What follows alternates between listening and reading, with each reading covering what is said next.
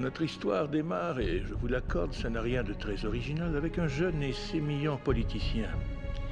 C'est un jeune homme très croyant, et il est d'ailleurs membre du Parti conservateur. C'est quelqu'un d'énergique, de résolu, qui n'a pas grand respect pour la politique. Plus il se radicalise, plus son fanatisme est exacerbé, plus ses partisans deviennent agressifs. Rapidement, son parti a initié un projet spécial au nom de la sécurité nationale. Les gens ont d'abord cru qu'il s'agissait d'un programme de recherche sur les armes biologiques et il s'est poursuivi malgré son coût exorbitant.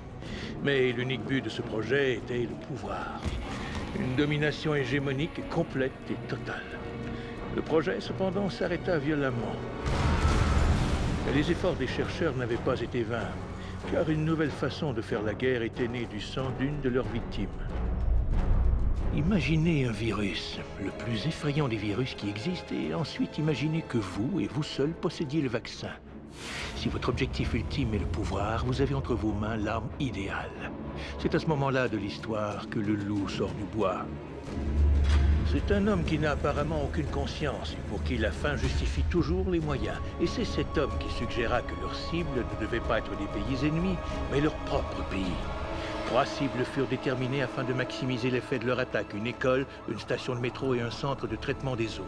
Dès les premières semaines, son idée fit des centaines de morts. Que Three Waters a très certainement été contaminé. Les autorités tentent de mettre tout en œuvre afin de contrôler les cartons. C'est une vague de destruction qui envahit les stations.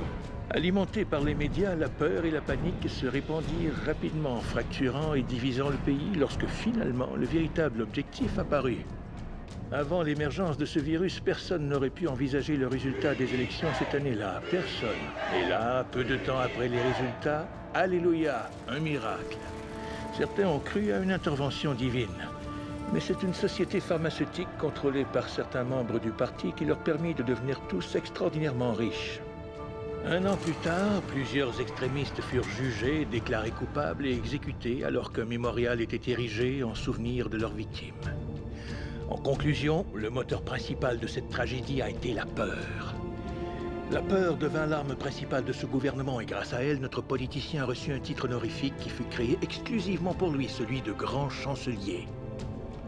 Vous connaissez sans doute la suite de l'histoire.